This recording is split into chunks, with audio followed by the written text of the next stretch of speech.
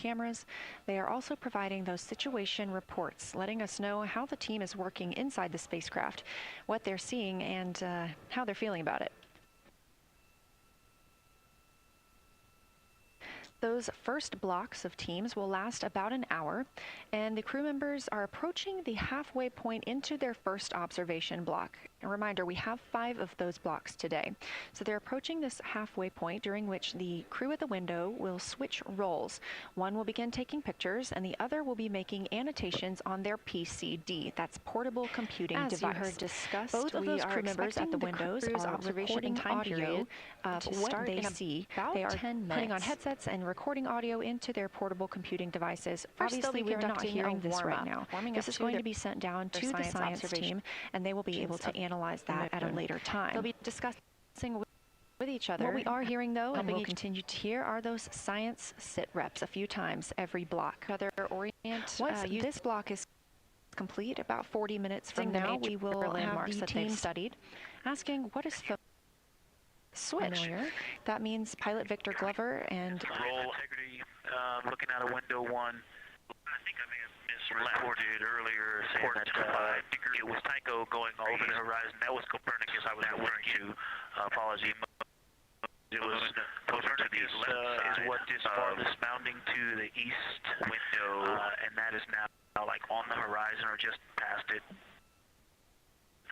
And Korolev is now a few degrees from going over the horizon, and then next it'll be Aristarchus Plateau, and so on the west we are getting a much better view of the Terminator. It looks like we have about 80% illumination of the moon, and Vavilov and one Vavilov diameter to the west is where the Terminator is right now, and so other features are starting to peek out there. The center of the illuminated part of the moon is to the lower part is Oriental, and just around Oriental a lot of light structure is starting to show up. A lot of high albedo, similar to the feature, I cannot remember, just alpha and Aristarchus type high albedo in the ring. So when you look at the interior ring and the external ring, it's almost as if the edges are starting to dry up and turn white. If it was something that was wet and got dry, the edges would be the part to dry first. You just kind of outline all the topography in the interior of that wall is no, we need a little while longer to talk about it. Starting to dry, or maybe dusted with snow. If this was the Earth, I would say there was snow dumped on some of the ridges on the interior of the rings of Oriental.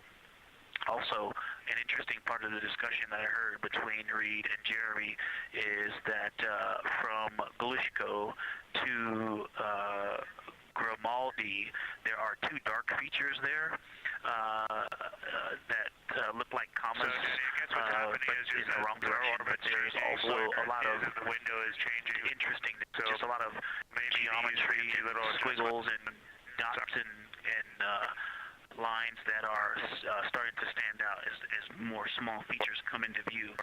And there also is a lot of variation in albedo. In some of those, the 2 dark features, for example, have on the southern edge of the larger one, the one that's further to the south, is a very dark, the one albedo, like the southern and western part of the window. And the one to the north, closer to Glushko, is also that same dark albedo. And then around them, there are some very high albedo spots just to the north of the southern one, and just to the west of the smaller one to the north. Very high albedo, almost approaching the 10, a 9 or a 10, like Aristarchus. Right now, we are pointing the center of the window to the center of the moon with 2 degrees of distance. To the north, as you look up at the North Pole, there is a very distinct crater with a lot of a very defined central peak that is also 3 in albedo, and all of that area past it, going to the horizon, gets lighter and lighter, and is very, very high albedo. And I will go look and find the name of that feature if I can look that up. And then to the south, really getting some interesting geography and topography in the South Pole Aitken Basin. And the view of the South Pole is quite amazing. We've got some Terminator there, as well as the limb view, and there is a very distinct crater right at the South Pole. And I'm going to go look up, I don't believe that is Aiken, but I'm going to go look up the name of that one because it's also giving a lot of good topography due to the shadows that I'm seeing. But that's, I was trying to bound the view that I'm seeing for you, and I got distracted by all of these interesting albedo variations that are popping up in the interior. But that's the view that we see. Just a Vavilov diameter to the west beyond is where the Terminator is. The conversation you hear happening now between the astronauts aboard Orion and Artemis Mission Control here at Johnson Space Center in Houston, Texas. They're in the center of your screen, seated at the central uplift to the north, and the south is dotted by our capsule communicator very characteristic crater with a lot of terrain. That's Jenny Gibbons, Canadian Space Agency. I will go try to find some landmarks to put names with those. Any questions for astronaut the and Artemis 2 backup? Integrity Science, love the descriptions. You're definitely looking odd up also there. Appreciate seeing the training being implemented. Especially interested in your descriptions of the dark patches. You compared the comma-looking features to the albedo you see in Grimaldi and noticed that you're starting to see those color differences popping out. Any observations you want to make, especially when you get on, the PCD in a little bit, would really help us tease out the differences in those dark marks. Deposits. Requesting some attitude changes to the spacecraft to allow them to better image the moon. Absolutely, a priority will do. for And today. I know you've got descriptions on both of the window observers right now as well. Keep coming. Of course, those have to be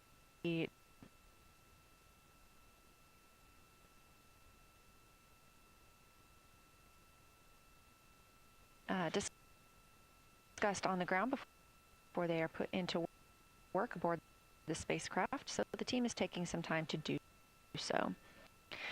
You also heard Gibbons reference that we are into dead bands. Dead bands are essentially keeping us in the lane in which we're traveling. If you're familiar with lane assist in your car, very similar in this case. Great evidence of how well trained this crew is by the science team. NASA astronaut and pilot of the Artemis 2 mission, Victor Glover, calling down a situation report, noting several different features on the moon and such descriptions, even saying that it looks like snow on some of the peaks. Obviously, we do not expect that to be snow, but away from the referencing moon. That as some of the lighting on how it looks to the Artemis 2 crew from their current position. 49,390 miles away from Earth. Again, we recently surpassed the Apollo 13 distance record of farthest humans have ever traveled. And upon calling down some words during the team is slated to be switching their positions at the windows now, noting that he hopes that both Reed Wiseman and Jeremy Hansen have been at windows 2 and 3. Those one making observations and annotations on their portable computing device. Future explorers. At this time, we also anticipate that they are looking at a crater duo. One of those is Glushko, and the team is and the other is Ohm. The team is looking to know the extent of Glushko's ray system and how its rays differ in the Mare versus the Highlands. They also want us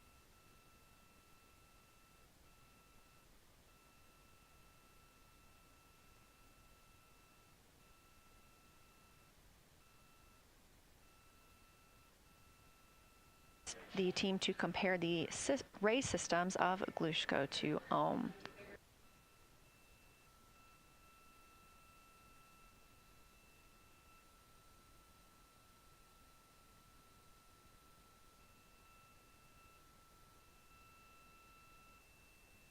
Ohm is considered a young crater.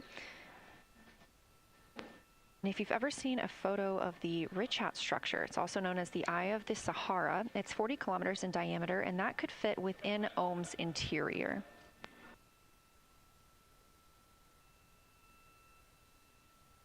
The team is specifically interested in descriptions of that ray visibility, including the color, albedo. Remember, albedo is the brightness or the surface reflection, and the reach.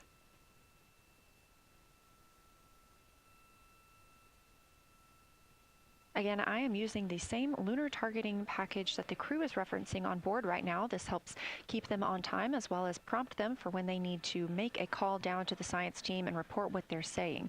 It also gives them reminders of when they need to swap positions at the windows. Additionally, I'm using the Artemis II Lunar Science Passport developed by Amber Turner and the Artemis II Lunar Science team. Now, this passport did not fly with the crew, but they used it extensively as a study guide here on Earth.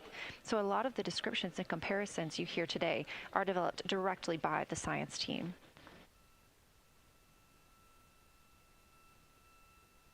We are now 4 days, 20 hours, and 43 minutes. Science, integrity, that crater to the north, that is, it's like we've got one in the north that looks like just a textbook crater, and one on the South Pole as well. The one on the north, I think, is Pythagoras. And what I wanted to highlight about that is it is either a very distinct central uplift or just a very defined area of high albedo. If a majority of the crater, especially the floor of the crater, is, say, an albedo of 5, this center, and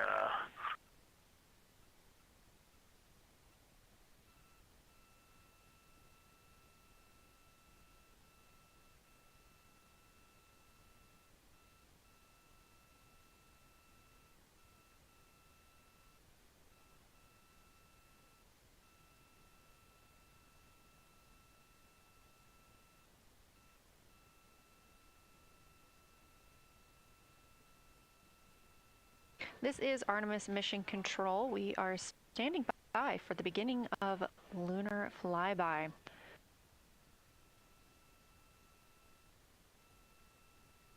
Expecting that to start in just a few minutes when the crew will begin a warm-up discussion preparing for the day. They will be capturing images along while discussing what they find familiar about the moon and what looks unexpected to them. What is the horizon from here? There seems to be another crater right on the horizon, and right on the edge of that is another patch of that albedo. It seems to be between the two craters. It's hard to tell from this grazing angle, but there is another spot just further north beyond Pythagoras.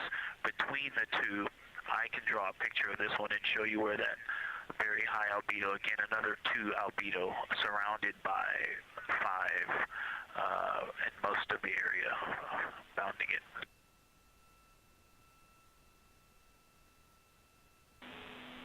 Integrity Science, thanks for that. We agree with the Pythagoras assessment.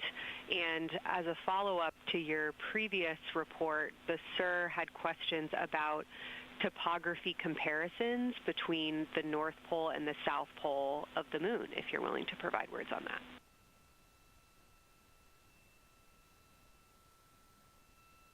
Topography comparisons, absolutely. And if you have any idea what, if you draw a line between Pythagoras and the western edge of the outer defined ring of Oriental, it intersects a beautiful textbook crater on the south.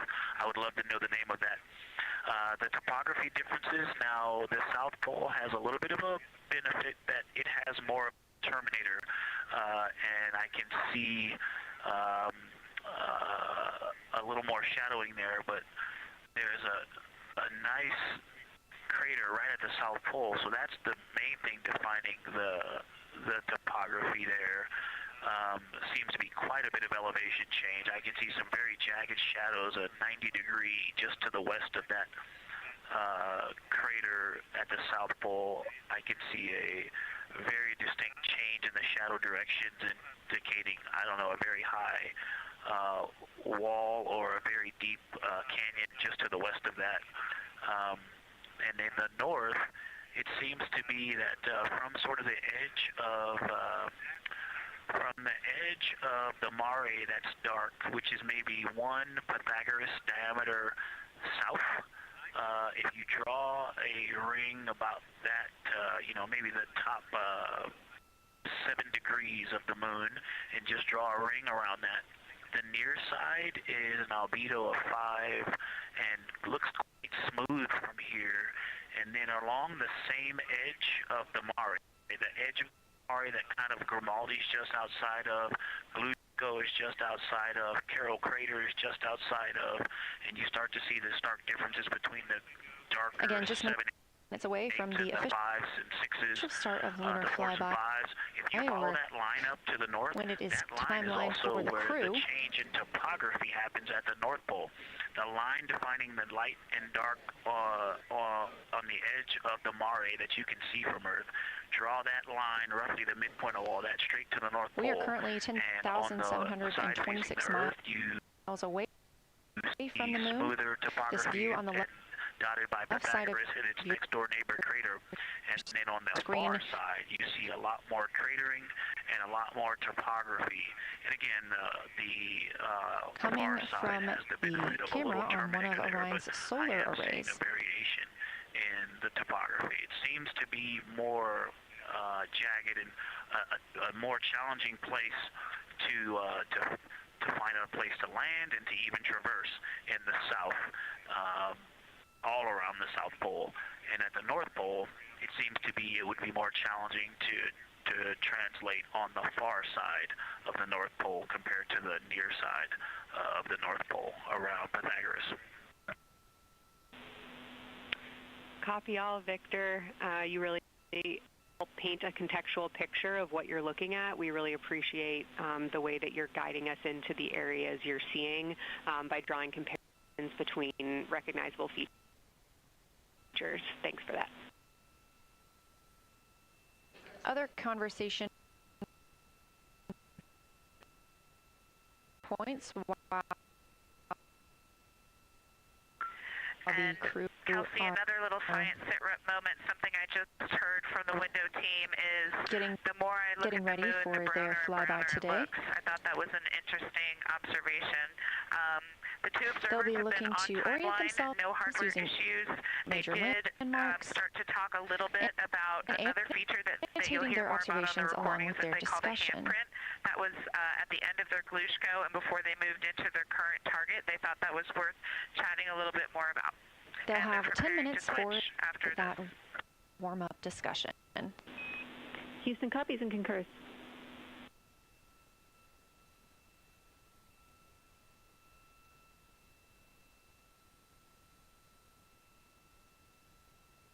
Hey, Houston and Science Integrity, another just observation from the human. My eyes have shifted a little bit since I've been up here. I've been wearing my reading glasses to look at the PCD. Well, this is a very taxing event on the eyes, looking out the window and seeing the very bright moon, then coming back inside to the dark cabin and trying to work cameras and microphones and logistics and lunch and those kinds of things, and then looking at the PCD, which is dimly lit. It's just been an exercise. It is a difficult thing to manage it.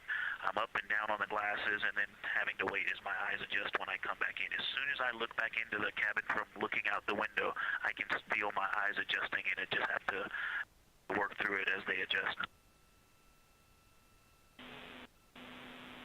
Appreciate that report, Victor, and know that we are prepared to read you up targets from the ground if that would give you the ability to keep your eyes focused on the moon and not having to swap between that and the PCD. Just let us know.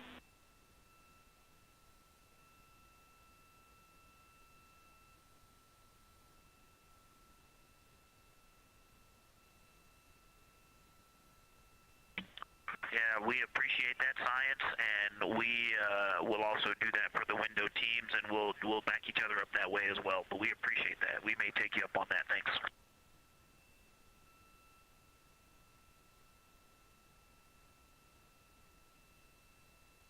Continued detailed descriptions from the Artemis II crew aboard Orion. Again, this is a test flight, the first time we've flown humans aboard this spacecraft. So every detail, even that it's difficult to look outside the window and then back at the PCD, that portable computing device, every single detail is appreciated as we prepare for future missions. Glover also mentioned that he is now wearing his glasses now that he's in space and that his eyes have shifted a bit. This is something that happens when our astronauts go to space. There is a fluid shift from the lower half of your body up into your head, and that can cause changes in your eyes. It's something that we have seen over time for some crew members, especially now that we have been living and working on the International Space Station for over 25 years.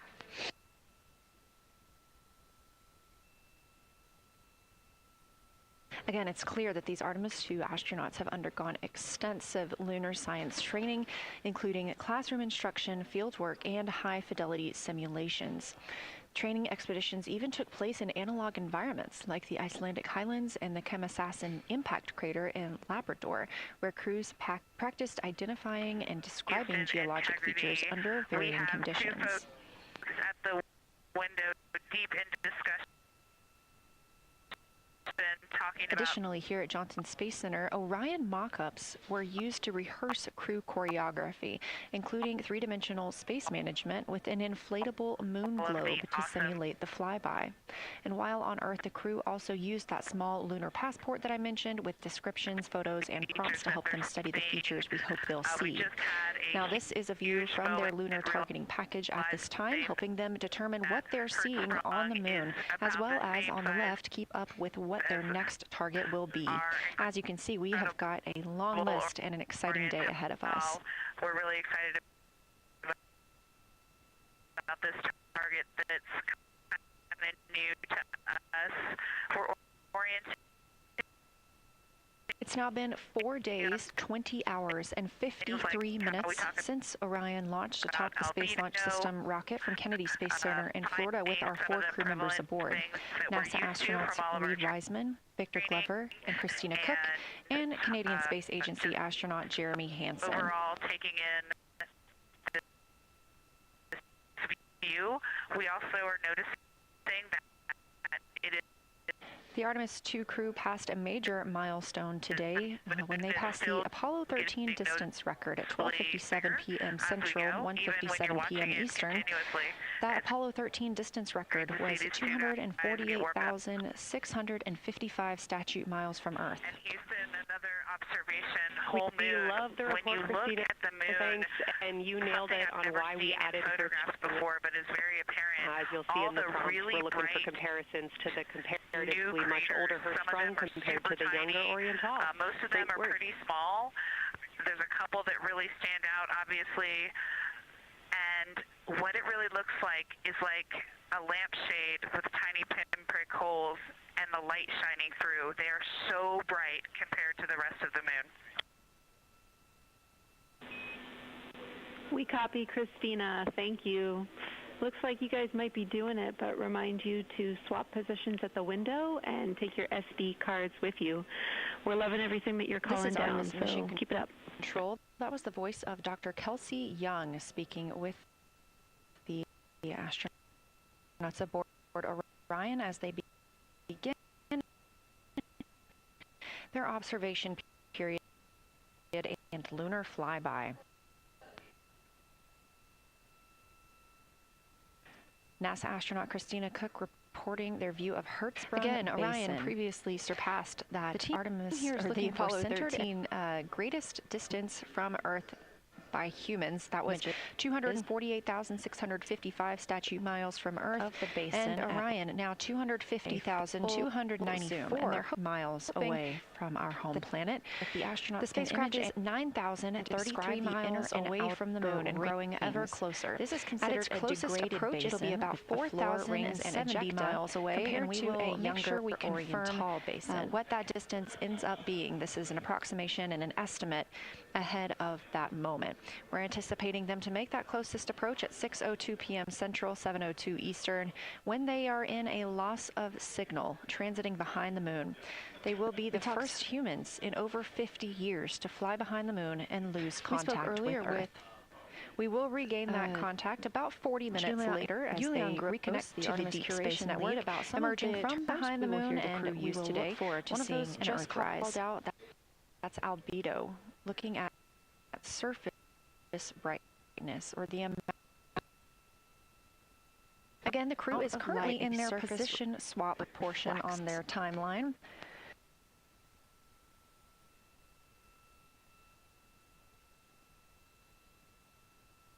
This allows crew members the opportunity and the experience of all roles necessary during today's flyby. Right now, those two crew members at the window have swap positions.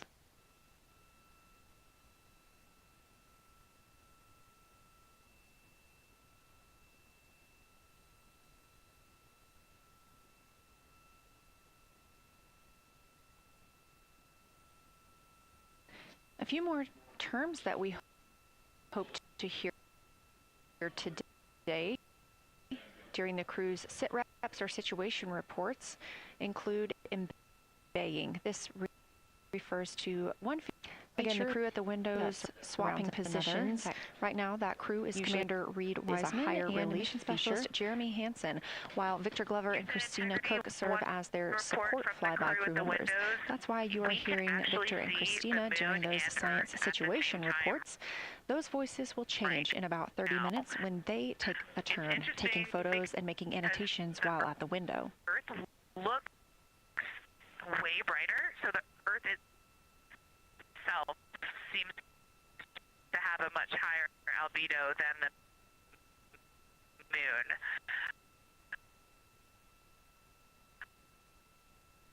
We think this is independent of our eyes focusing because, of course, the Earth is much smaller than the moon in our view. So you could think that your eyes focus for the darker sky, and that it means that it only has apparent brightness more than the moon. But since we're seeing both in the same view, we do think that this can be inferred as the Earth as a whole has a higher albedo.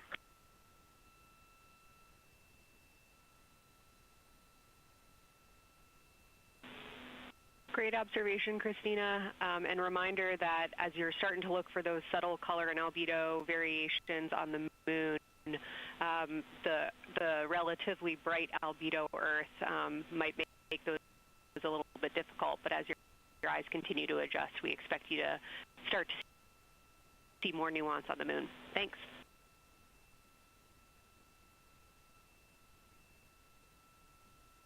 Houston, integrity. I wanted to provide an observation or a little bit of descriptive nature on something that we saw on the first day. We're all going to be experts in lunar terminology by the end of the day. Another one we expect to hear is mare. These are dark regions paved or filled by volcanic deposits. You also can hear them looks completely different than the normal view we have of the near side. Or marshes, or most striking feature of the western limb view that we had. And the mountain chains that form its eastern side are very prominent, but they actually stand out more than I'm used to seeing even on the western side. Control, but the whole thing the right just feels side like of a your big screen, bump. that is the science evaluation. It actually looks like a large healing wound Team with a members high who have been preparing for this day for the mountain years. chain around The crew has impact significantly basin. darkened the cabin of Orion. I just don't think I had enough This allows chance to them better describe views how outside